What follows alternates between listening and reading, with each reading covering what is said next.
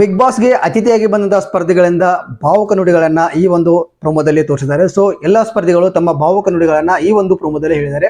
So ಎಲ್ಲ ಹೇಳಿದ್ರು ಅಂತ ನೋಡ್ಕೊಂಡು ಬರೋಣ. ಹಾಗೆ ಎರಡನೇ ಪ್ರೋಮೋ ಕೂಡ ನೋಡೋಣ. ಅದರಲ್ಲಿ ನಮ್ಮ ಸೂರಜ್ ಮತ್ತೆ ಧ್ರುವಂತ ಅವ್ರ ನಡುವೆ ಒಂದು ಸಣ್ಣ ವಿಷಯಕ್ಕೆ ಜಗಳ ಆಗಿದೆ. ಅಂದ್ರೆ ಒಂಥರ ಭಾಷೆ ವಿಷಯಕ್ಕೆ ಜಗಳ ಆಗಿರೋದು. ಸೊ ಮಾತಿನ ಮೇಲೆ ಹಿಡ್ತಾ ಇಲ್ಲದೆ ಧ್ರುವಂತರು ಮಾತಾಡಿದಾರೆ ಅಂತ ಅನಿಸ್ತು. ಸೊ ಅದನ್ನೇ ಇಲ್ಲಿ ಸೂರಜ್ ಅವರು ಕೇಳ್ತಾ ಇರೋದು. ಸೊ ಈ ರೀತಿಯಾಗಿ ಎರಡು ಪ್ರೋಮೋಗಳು ಬಿಟ್ಟಿದ್ದಾರೆ. ಸೊ ಎರಡು ಪ್ರೋಮೋಗಳ ಬಗ್ಗೆ ಒಂದು ಡಿಸ್ಕಷನ್ ಮಾಡೋಣ.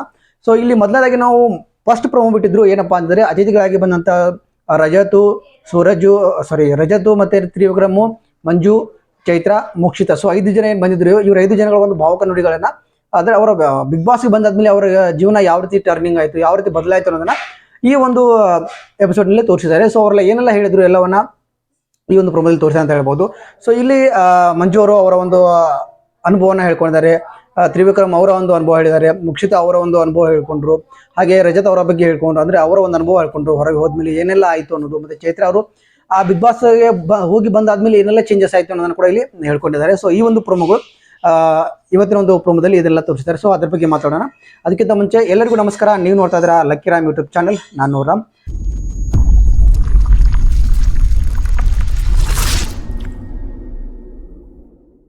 ಸೊ ಯಾರೆಲ್ಲ ನನ್ನ ಚಾನಲ್ನ ಫಸ್ಟ್ ಟೈಮ್ ವಿಸಿಟ್ ಮಾಡಿದ್ರು ಪ್ಲೀಸ್ ಸಬ್ಸ್ಕ್ರೈಬ್ ಮಾಡ್ಕೊಳ್ಳಿ. ಸಬ್ಸ್ಕ್ರೈಬ್ ಮಾಡ್ಕೊಂಡು ಪಕ್ಕದಲ್ಲಿರೋ ಬೆಲ್ ಐಕಾನ್ ಒತ್ತಿ. ನೀವು ಒಂದು ಸಬ್ಸ್ಕ್ರೈಬ್ ಮಾಡೋದ್ರಿಂದ, ಒಂದು ಲೈಕ್ ಮಾಡೋದನ್ನ ನನಗೆ ಒಂದು ಪ್ರೋತ್ಸಾಹ ಸಿಕ್ಕಂತಾಗುತ್ತೆ. ಪ್ಲೀಸ್ ದಯವಿಟ್ಟು ಸಪೋರ್ಟ್ ಮಾಡೋದನ್ನ ಮರಿಬೇಡಿ ಅಂತ ಹೇಳಕ್ಕೆ ಇಷ್ಟಪಡ್ತೀನಿ. ಸೊ ಈ 5 ಜನಗಳು ಅವರ ಒಂದು ಅಭಿಪ್ರಾಯಗಳನ್ನ ವ್ಯಕ್ತಪಡಿಸಿದ್ದಾರೆ. ಸೊ ಮಂಜು ಅವರು ಬಿಗ್ ಬಾಸ್ಗೆ ಹೋಗಿ ಬಂದ ಒಂದಾದ್ಮೇಲೆ ಒಂದು ಗೌರ್ಮೆಂಟ್ ಬಸ್ಸಲ್ಲಿ ಹೋಗ್ತಾ ಇರುವಂಥ ಜನ ಆಗಿರ್ಬೋದು, ಗೌರ್ಮೆಂಟ್ನ ಬಸ್ಸನ್ನು ನಿಲ್ಲಿಸಿ ಬಂದು ನನ್ನ ಜೊತೆ ಮಾತಾಡ್ತಾರೆ, ನನಗೆ ಒಂದು ಮರ್ಯಾದೆ ಕೊಡ್ತಾರೆ, ಸೊ ನನ್ನ ಗುರುತಿಸ್ತಾರೆ ಅಂತಂದ್ರೆ ಅದು ಬಿಗ್ ಬಾಸ್ ಅವರು. ಬಿಗ್ ಬಾಸ್ ಅಲ್ಲಿ ನಾನು ಬಂದು ಹೋದ್ಮೇಲೆ ಈ ಒಂದು ರೀತಿಯ ಪ್ರೀತಿ ಜನಗಳಿಂದ ನನಗೆ ಸಿಕ್ಕಿದೆ. ಸೊ ನಾನು ತುಂಬಾ ಖುಷಿಯಾಗಿದ್ದೀನಿ ಅಂತ ಹೇಳ್ತಾರೆ. ಸೊ ಇಲ್ಲಿ ಮೋಕ್ಷಿತಾ ಅವರು ನನ್ನ ಒಂದು ಜೀವನವೇ ಬದಲಾಯಿತು. ಸೊ ಇಲ್ಲಿಂದ ಹೋಗಿ ಬಂದ್ಮೇಲೆ ನಾನು ತುಂಬಾ ಬದಲಾಗಿದ್ದೀನಿ, ತುಂಬಾ ಒಳ್ಳೇದಾಗಿದೆ ಅಂತ ಅವರು ಹೇಳ್ಕೊಂಡ್ರು. ಸೊ ಇಲ್ಲಿ ಚೈತ್ರ ಅವರು ನನಗೆ ಇದು ಪುನರ್ಜನ್ಮ ಅಂತ ಹೇಳಿದ್ರು. ಅಂದ್ರೆ ಯಾರಿಗೆ ಏನಾಯ್ತು, ಯಾವ ರೀತಿ ಬದಲಾಯಿತು ಗೊತ್ತಿಲ್ಲ, ಬಟ್ ನನ್ನಂತೂ ಬಿಗ್ ಬಾಸ್ ಇಂದ ಬಂದ್ಮೇಲೆ ವಾಪಸ್ ಬಂದ್ಮೇಲೆ ಪುನರ್ಜನ್ಮ ಸಿಕ್ಕಂತಾಗಿದೆ. ಸೊ ನನ್ನೆಲ್ಲ ಗುರುತು ಹಿಡಿತಾರೆ ಅಂತ ಒಂದು ಭಾವುಕವಾಗಿ ಮಾತಾಡಿದ್ರು. ರಜತ್ ಕೂಡ ಇಲ್ಲಿ ನಾವು ಇಲ್ಲಿ ಸಾಯೋ ತನಕ ಮರೆಯಕ್ಕಾಗಲ್ಲ, ಒಂದು ಮೆಮೊರಿ ಅನ್ನೋದು ನನಗೆ ಬಿಗ್ ಬಾಸ್ ಮೇಲೆ ಸಿಕ್ಕಿದೆ, ತುಂಬಾ ಖುಷಿ ಆಗುತ್ತೆ, ನಾವು ನಮ್ಮ ಮೊಮ್ಮಕ್ಕಳು ಕೂಡ ಹೇಳ್ಕೋಬಹುದು. ಸೊ ಅಂತ ಇಲ್ಲಿ ಒಂದು ಅವರ ಭಾವಕ ನುಡಿಗಳನ್ನ ಬಿಗ್ ಬಾಸ್ ಬಂದಾದ್ಮೇಲೆ, ಬಿಗ್ ಬಾಸ್ ಅಲ್ಲಿ ನಾವು ಗುರುತಿಸ್ಕೊಂಡು ಹೊರಗೆ ಬಂದಾದ್ಮೇಲೆ ಸೊ ಏನೆಲ್ಲ ಆಯ್ತು ಅನ್ನೋ ಎಲ್ಲವನ್ನ ಮಾತಾಡಿದ್ದಾರೆ. ತ್ರಿವಿಕ್ರಮ್ ಕೂಡ ಅವರು ಕೂಡ ಮಾತಾಡಿದ್ದಾರೆ. ಸೊ ಅವ್ರ ಲೈಫ್ ಯಾವ ರೀತಿ ಚೇಂಜ್ ಆಯಿತು ಈ ಬಿಗ್ ಬಾಸ್ ಇಂದ ಅನ್ನೋದನ್ನ ಕೂಡ ಇಲ್ಲಿ ತಿಳಿಸಿ ಹೇಳಿದ್ದಾರೆ. ಸೊ ಅವರ ಲೈಫನ್ನೇ ಚೇಂಜ್ ಮಾಡಿದಂತೆ ಬಿಗ್ ಬಾಸ್. ಸೊ ಈ ಒಂದು ಮಾತುಗಳನ್ನ ಈ ಒಂದು ಪ್ರೋಮೋದಲ್ಲಿ ತೋರಿಸಿದ್ದಾರೆ. ಸೊ ಭಾವುಕರಾಗಿ ಪ್ರತಿಯೊಬ್ಬರು ಒಂದೊಂದು ರೀತಿ ಹೇಳ್ಕೊಂಡಿದ್ದಾರೆ. ಸೊ ಹೌದು, ಒಬ್ಬೊಬ್ಬರ ಒಂದು ಜೀವನಾನೇ ಬಿಗ್ ಬಾಸ್ ಇಂದ ಬದಲಾಗಬಹುದು. ನಮ್ಮ ಡ್ರೋನ್ ಪ್ರತಾಪ್ ಅವರಾಗಿರ್ಬೋದು. ಸೊ ಅವ್ರು ಹೊರಗಡೆ ಎಷ್ಟು ನೆಗೆಟಿವ್ ಆಗಿ ಪೋರ್ಟ್ರೇ ಆಗ್ತಾ ಇದ್ರು, ಬಿಗ್ ಬಾಸ್ ಒಳಗಡೆ ಹೋಗಿ ಬಂದ್ಮೇಲೆ ಎಷ್ಟು ಜನ ಅವ್ರ ಪ್ರೀತಿಯನ್ನು ಗಳಿಸ್ಕೊಂಡ್ರು. ಸೊ ಪ್ರತಿಯೊಬ್ಬರಿಗೂ ಒಂದೊಂದು ಏನೇನಿದೆಯೋ ಅವ್ರಿಗೆಲ್ಲ ಕೂಡ ಒಂದೊಂದು ಬದಲಾವಣೆ ಬಿಗ್ ಬಾಸ್ ಕಡೆಯಿಂದ ಸಿಕ್ಕಿದೆ. ಸೊ ಅದು ಒಪ್ಕೊಳ್ಬೇಕಾದಂಥ ವಿಷಯ.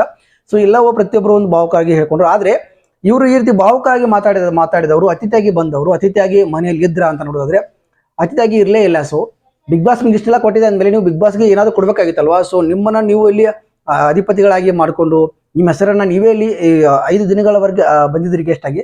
ಸೊ 5 ದಿನಗಳಲ್ಲೂ ಕೂಡ ನೀವು ಪ್ರತಿಯೊಬ್ಬರು ಕೂಡ ಇಲ್ಲಿ ಹೆಸರನ್ನ ಕೆಡಿಸ್ಕೊಂಡ್ರಿ ಅಂತ ಹೇಳ್ಬೋದು. ಸೊ ಮೋಕ್ಷಿತಾ, ತ್ರಿವಿಕ್ರಮ್ ಸ್ವಲ್ಪ ಬೆಟರ್ ಇರ್ಬೋದು 5 ದಿನಗಳೇ ಅಂತಂದ್ರೆ.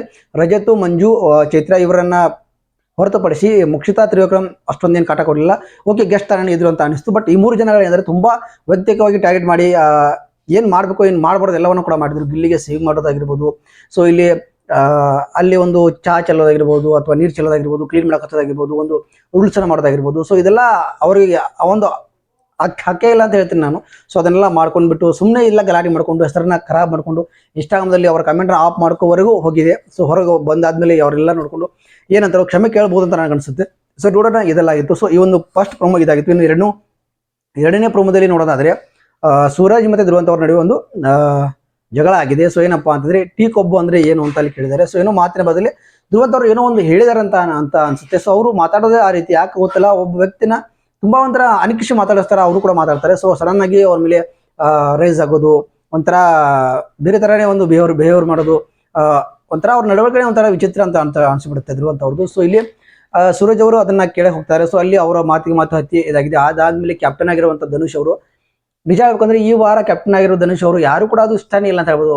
ಹೊರಗಡೆ ನೋಡ್ತಾ ಇರುವಂತ ಒಂದು ಈ ಬಿಗ್ ಬಾಸ್ನ ಒಂದು ಫ್ಯಾನ್ಗಳಿಗೆ, ಅಭಿಮಾನಿಗಳಿಗೆ ಏನಿದೆ ಆಡಿಯನ್ಸ್ಗೆ, ಆ ಧನುಷ್ ಕ್ಯಾಪ್ಟನ್ ಆಗಿರೋದು ಸ್ವಲ್ಪನೂ ಇಷ್ಟ ಇಲ್ಲ ಅಂತ ಹೇಳ್ಬೋದು.